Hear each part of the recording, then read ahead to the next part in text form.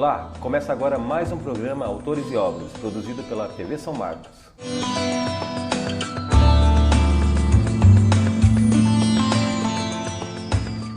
Fyodor Dostoiévski nasceu em Moscou a 30 de outubro de 1821, em um pequeno hospital em que seu pai trabalhava como médico. Em 1838, um ano depois da morte da mãe por tuberculose, ingressa na Escola de Engenharia Militar de São Petersburgo. Ali, aprofunda seu conhecimento das literaturas russa e francesa. Em 1844, Dostoiévski decide dar livre curso à sua vocação de escritor. Abandona a carreira militar e escreve seu primeiro romance, Pobre Gente. O livro foi publicado 2 anos mais tarde, em 1846. E contou com a calorosa recepção da crítica. Dostoiévski passa a frequentar o círculo de socialistas utópicos de São Petersburgo e, em 1849, é preso e condenado à morte, acusado de fazer parte de um complô para assassinar o czar Nicolau I. No derradeiro minuto, tem a sentença comutada para 4 anos de trabalhos forçados na Sibéria. Experiência que será retratada em Recordações da Casa dos Mortos, publicado em 1861, mesmo ano de Humilhados e Ofendidos. Em 1866, publica Crime e Castigo e conhece Anna Grigorievna, estenógrafa que o ajuda a terminar o livro Um Jogador, e permanecerá a seu lado até o fim da vida. Em 1878, após a morte do filho Alexei, de 3 anos, começa a escrever Os Irmãos Karamazov, que será publicado em fins de 1880, reconhecido pela crítica e por milhares de leitores como um dos maiores autores russos de todos os tempos. Dostoiévski morre em 28 de janeiro de 1881, deixando vários projetos inconclusos, entre eles a continuação de Os Irmãos Karamazov, talvez sua obra mais ambiciosa. Sejam bem-vindos ao Autores e Obras. Hoje estamos com a presença do Flávio Ricardo Vassoler do Canto, que é mestrando em Teoria Literária e Literatura Comparada pela USP, é escritor, tem um blog, O Subsolo das Memórias, né, que está aqui para falar sobre Fyodor Dostoiévski. Quer dizer, Dostoiévski ou Dostoiévski, Flávio? Bom, essa é uma questão. No Brasil, tende-se a fazer a tradução do nome como Dostoiévski, mas, na verdade, quando no russo o O é átono, ele é pronunciado como A. A sílaba tônica está no Ie. Certo. Então se pronunciaria Dostoiévski. Certo. Essa seria a pronúncia correta do nome dele. Sim, e o nome? No caso, o sobrenome você falou, e o nome seria... Tem um equivalente, assim? Na verdade, o Fyodor, próximo do inglês, seria o Theodor, e aproximaria do nosso Teodoro. Tá. Já houve, no passado, alguns autores da crítica brasileira que traduziram como Teodoro Dostoiévski. Sim, que soa estranho. Eu sou estranho, apesar de que... Então, Fyodor Dostoiévski. Certo. Ok, então, Flávio, eu gostaria que você... vamos pensar um pouquinho na questão do aparecimento do Dostoiévski, quer dizer, um pouquinho retomando o que veio antes dele, né? A gente pode pensar nesse fio condutor de retrocedendo assim na história literária russa, a gente acaba lembrando de um nome que é fundamental, né, para a literatura russa e mundial, que é o Pushkin. O Camões russo. O Camões russo, né, por causa justamente dessa tendência de se contrapor àquela vontade de ficar imitando os franceses, não é? Então, inserir ali dentro do discurso literário, né, uma cor local, vamos dizer assim, entre aspas, né? E alguma coisa de russo ali ele gostaria que estivesse dentro do texto, né? Essa proposta acabou sendo encampada, né, pelo Gogol, né? Muito intensamente. Aliás, eles dialogavam, né? Sim. O Pushkin dava muitos conselhos e tudo pro Gogol. E depois Dostoiévski, né? É interessante, inclusive, o Dostoiévski dizer que todos nós viemos do capote de Gogol, né? De Gogol, né? Capote. Isso, todos nós saímos do capote de Gogol. Como que você vê essa questão do Dostoiévski nessa tradição Pushkin, Gogol e ele? Quer dizer, ele mantém essa proposta de inserir elementos, vamos dizer, nacionais ali dentro da sua literatura. E até pegando um pouquinho do gancho, se a gente pensar um pouco no que o Meletinsky diz, né, nos arquétipos literários, o crítico literário, ele diz que o Dostoiévski também daria uma certa profundidade psicológica para os personagens do Gogol, né? O que você acha dessa linhagem aí literária? Principalmente no período pré-siberiano do Dostoiévski, ele se aproveita, existem, por exemplo, influências com o chefe da estação do Pushkin e também do capote, do nariz do Gogol, de funcionários menores da hierarquia pública sendo retratados nas obras. Ótimo. Robert Schwartz tem uma colocação de que o Dostoiévski foi um dos primeiros a trazer esses funcionários subalternos para o primeiro plano da literatura. Certo. O Dostoiévski tem uma carta muito interessante que ele escreveu para o irmão Andrei, em que ele diz que, diferentemente do Gogol, que trabalhava com uma síntese literária, ou seja, uma síntese poética que tentava abarcar o todo de uma vez, ele, Dostoiévski, fazia a análise, a profundidade, o aprofundamento da personagem. Certo. De acordo com Dostoiévski, nesse sentido ele seria mais profundo. Esse aspecto da psicologia das personagens é muito interessante porque muitos consideraram Dostoiévski como um psicólogo. Ele dizia, não sou propriamente um psicólogo, mas concebo o devir das ideias tomado num sentido muito peculiar. Ele imaginava o desdobramento, principalmente na sua fase pós-siberiana, porque foi condenado à morte, sim, porque ele fazia parte de um grupo revolucionário que, de acordo com o Joseph Frank, autor de uma biografia muito peculiar da vida do Dostoiévski, porque é uma biografia que remonta à vida propriamente de Dostoiévski, mas também ao contexto sociocultural. Então o Frank coloca que a propensão do Dostoiévski em participar do círculo de Petrashevsky era justamente para propugnar pela libertação dos servos. A Rússia, em pleno século XIX, ainda mantinha estruturas feudais em sua sociedade. Então o Dostoiévski fazia parte desse círculo de Petrashevsky que contestava o tsarismo, e foi condenado à morte por participar desse círculo. Sim. O tsar comutou a pena dos integrantes do círculo de Petrashevsky. Só que eles não sabiam disso. Eles só vieram a saber da comutação da pena momentos antes da encenação da encenação de pena de morte. Sim. Né? Então, o que inspirou também o Dostoiévski para escrever. Isso, essas situações limítrofes o marcaram profundamente. Então, esse período em que ele ficou 6 anos na prisão da Sibéria e depois foi obrigado a servir ao exército durante 4 anos, depois desses 10 anos de separação dos meios literários, a obra dele toma um outro matiz, que era o matiz em relação ao qual eu estava falando. No período pós-siberiano, ele desenvolve ideias principalmente em relação à perda da conexão com Deus, levando essas ideias até o seu limite lógico-prático. Ou seja, ele concebamos, por exemplo, Deus como o bastião guardador da moral. Se não existe mais Deus, a máxima muito famosa do Ivan Karamazov, personagem dos irmãos Karamazov, tudo é permitido.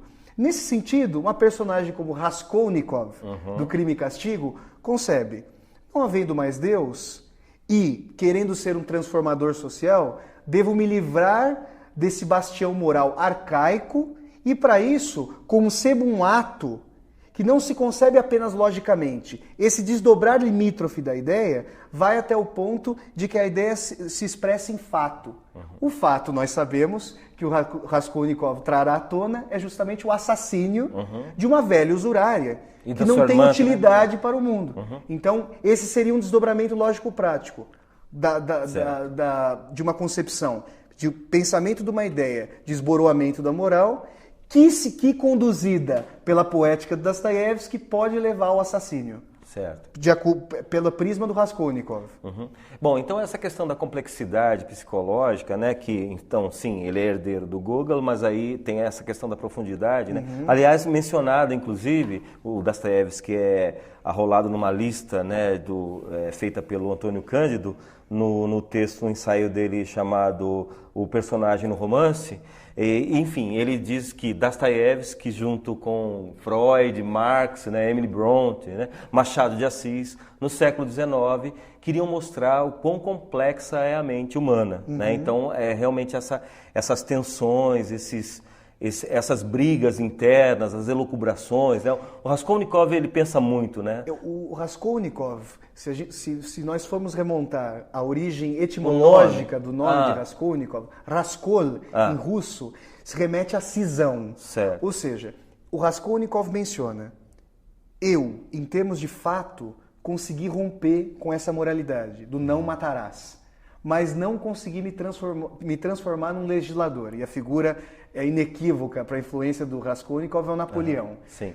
Rompi em ato com a moral, mas não consigo assumir as consequências do meu ato. Ou seja, o desbravador tem que lidar com o fato de estar cindido, Raskol, pela culpa. Então, essa própria tensão se dá não apenas entre as personagens, no aspecto dialógico, Sim. mas também no caráter da própria internalidade, da própria subjetividade da personagem. Certo. E é um personagem tão importante, marcante para a literatura brasileira, né? Porque a Clarice Lispector disse que leu o livro com febre, né? O Guimarães Rosa disse que o Reobaldo, do Grande Sertão Veredas, é uma espécie de Raskolnikov, né? E o Raskolnikov, de novo, também é mencionado num dos livros do Manuel de Barros. Quer dizer, é uma coisa muito forte, né? A Raquel de Queiroz também traduziu, né? Se bem que não a partir do russo, mas a partir do francês, né? O Dostoiévski também. Então, quer dizer, o legado, a força dessa complexidade dos personagens dostoiévskianos, né?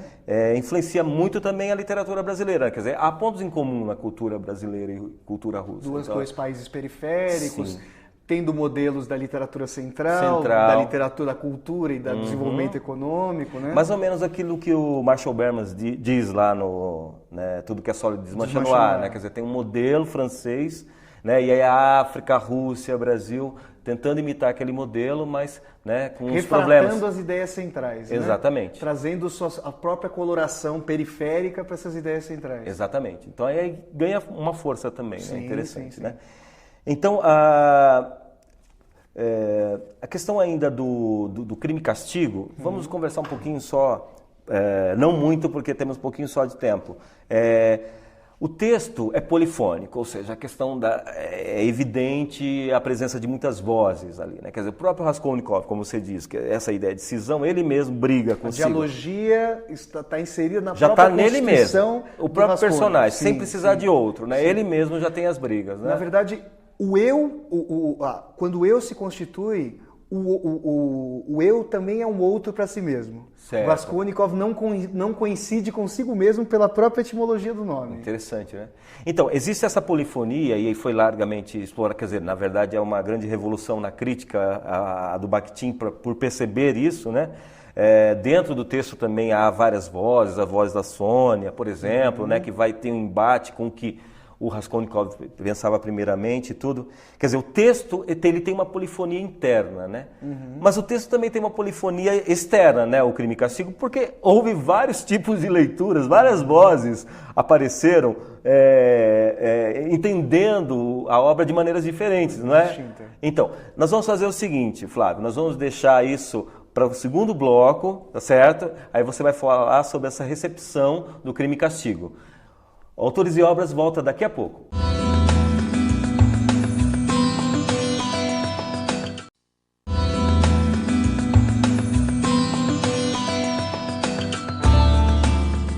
Voltamos com Autores e Obras, que hoje trata de Dostoiévski, que estamos aqui com o Flávio Ricardo Vassoler do Canto, que está falando sobre esse autor. E a nossa pergunta anterior, não é, Flávio? Era justamente essa questão da polifonia existente, então, em Crime e Castigo, né, uma polifonia interna, o personagem principal já tem um pouco duas vozes, né, ali brigando, Tem as outras vozes, os outros personagens também, né? Quer dizer, a polifonia apontada por Bakhtin é patente ali na obra. Muito bem, então existe uma polifonia interna. Mas existe também uma polifonia externa, porque quantas vozes apareceram, né, para fazer a análise dessa obra, né, e indo por direções muito diversas, não é? Gostaria que você falasse um pouquinho sobre essa questão da multiplicidade semântica aí do texto do Dostoiévski, né? Sobre essa polifonia mesmo, quer dizer, da questão da leitura, possíveis leituras de um mesmo texto, diversas, né? Isso. Tem um fato interessante que, de forma concisa, eu vou contar. O Dostoiévski alcançou um prestígio interessante em vida, e no seu enterro, quando Dostoiévski morreu, figuras de estirpe ideológica as mais diversas estavam juntas no mesmo local. Que curioso. Então a obra de Dostoiévski, não apenas a obra, mas a figura dostoiévskiana, conseguiu congregar os mais diversos espectros da sociedade russa, que em uma geração alcançaria a Revolução de 17, ali no próprio enterro. Certo. Havia caracteres da radicalidade russa, da inteligência, e havia caracteres vinculados à defesa do regime czarista. Aqui no Brasil, essa polifonia, essa dialogia se reverberou na recepção da obra de Dostoiévski. Então a gente pode considerar, por exemplo, o fundador da cadeira de literatura russa na Universidade de São Paulo, o professor Boris Schneiderman, que apreendeu o Dostoiévski em relação à teoria polifônica do Bakhtin, considerando Dostoiévski um romancista filósofo por excelência. Em que medida? Na medida em que a filosofia urdida, informada pela obra de Dostoiévski, é uma filosofia encarnada na ação das personagens. Então as ideias não assumem um debate por si mesmas, como, por exemplo, nos contos filosóficos voltairianos. Há diferença nesse sentido, existe um desdobramento das ideias, como eu havia colocado anteriormente, um desdobramento dessas ideias, um esgarçamento dos seus limites em desdobramento cênico, em factualidade. Certo. Então, esse é o aspecto pelo qual o Boris Schneiderman vai ler o Dostoiévski. Aliás, aqui tem os livros, né? As edições aqui da 34. Ele escreve os prefácios, né? Aí são os prefácios, não é? Em relação o ao Crocodilo e Memórias de Inverno sobre Impressões de Verão. Sim. E o Memórias do Subsolo. Ótimo. O interessante dessa teoria é mostrar como as ideias convivem, né? Mostrar que a dialogia das ideias se movimenta e que essas diferentes ideias conseguem conviver dentro do todo. A meu ver, faltaria demonstrar como esse todo se estrutura. Sim. No sentido de tentar uma aproximação com totalidade, o professor Luiz Felipe Pondé, que é professor ali da Universidade, da Pontifícia Universidade Católica aqui de São Paulo, ele tenta uma aproximação entre filosofia da religião e a literatura dostoiévskiana. Ele afirma, no começo do livro, que não se pode entender Dostoiévski sem o aporte da filosofia da religião. Num ensaio em relação ao livro do Pondé, o professor Boris concede importância a essa questão que o Pondé está colocando sobre a filosofia da religião. O Pondé diz que a centralidade da polifonia dostoiévskiana está centrada no discurso religioso. E por mais que as vozes convivam em mútua altercação, caberia ao autor, até como uma hipostasia da instância divina, agregar essas vozes numa totalidade. Isso, como filosofia da religião, é muito interessante. A questão fica sendo, diferentemente do Boris, que faltaria mostrar como se estrutura o todo, no caso do Pondé, ele concebe o todo, mas não mostra como essas vozes se articulam, não em termos de filosofia da religião, mas em termos da poética, em termos da estrutura formal. Como essas vozes, a meu ver, essa é uma questão. Então eu procurei, desde o início do meu estudo, que já remonta à iniciação científica iniciada em 2006, e depois desdobrando no mestrado, eu procurei mostrar essa tensão. Isso para a gente ver que, por um lado, existe o aporte mais poético em termos da teoria polifônica, e por outro, existe o aporte da tentativa de centralizar a obra de Dostoiévski em função da religião. A questão interessante que se poderia colocar em relação ao aporte que aposta na religião como centralidade da obra seria que existem personagens que encarnam justamente a antirreligião, o ateísmo. Aliás, de maneira muito interessante, na obra central construída pelo Dostoiévski, o Irmãos Karamazov, inclusive a sua última obra, não à toa, 2 irmãos, Alyosha Karamazov e Ivan Karamazov, que são irmãos, encarnam, em termos de ideia e desenvolvimento prático dessas ideias, como eu vim colocando até agora, 2 princípios completamente opostos. O cristianismo, Alyosha Karamazov, e o ateísmo. Esse encontro limítrofe se dá em 2 capítulos fulcrais do Irmãos Karamazov. A Revolta e o Grande Inquisidor. Então, esses têm sido os debates da recepção brasileira, têm orbitado em torno dessas 2 concepções. No caso do mestrado, que você está prestes a defender, não é? O foco é Sonho de um Homem Ridículo, tá certo? Então, fale um pouco sobre esse livro para a gente se inteirar dele um pouquinho. O Sonho do Homem Ridículo é uma narrativa sui generis dentro da obra... Isso aqui é a original? Isso. Son Smeshnova Chelavieka, Sonho de um Homem Ridículo. Né? O Sonho de um Homem Ridículo, de acordo com Mikhail Bakhtin, né? O autor sobre o qual a gente vem falando, é como se fosse uma suma, uma síntese dos grandes temas dostoiévskianos. O Pondé tem uma colocação que, inclusive, o professor Boris considera muito feliz, no sentido de dizer que o Dostoiévski é um escritor da agonia e não da superação. Ou seja, os personagens padecem de um ruído interno, de uma agonia da qual não conseguem se libertar. Supostamente, o Sonho de um Homem Ridículo apresenta o caminho de conversão.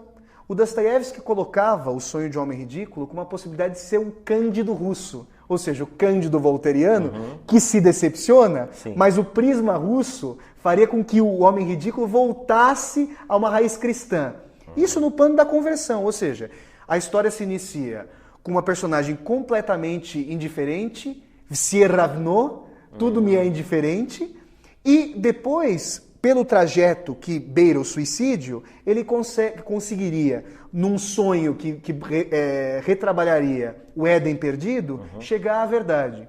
Isso é interessante porque muitas leituras foram feitas no sentido de dizer que o homem ridículo passa por uma metanoia, por um aspecto de conversão. No mestrado, no meu trabalho, na minha dissertação, eu procurei tensionar, ou seja, prolongar a dialogia, mostrando que no plano do conteúdo existe uma trajetória de conversão, mas que a estrutura formal dostoiévskiana, os desdobramentos polifônicos do narrador que não coincide consigo mesmo, que se desdobra, e a influência da ironia sobre o relato, vão começar a turvar esses elementos. Então, a meu ver, o Dostoiévski é um escritor contemporâneo nesse sentido, de mostrar a impossibilidade de síntese por uma via inequívoca.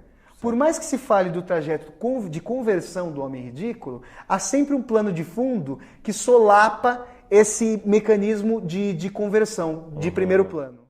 Tá certo. Agora, você viajou para a Rússia, não é? Isso. Foi visitar... Para consolidar o conhecimento da endiabrada língua russa, eu fiquei 1 ano em Moscou e pude refazer fotograficamente a biografia dostoiévskiana em Moscou, porque muita gente... Ele é o escritor conhecido por ter vivido muitos anos em Petersburgo, mas ele nasceu em Moscou.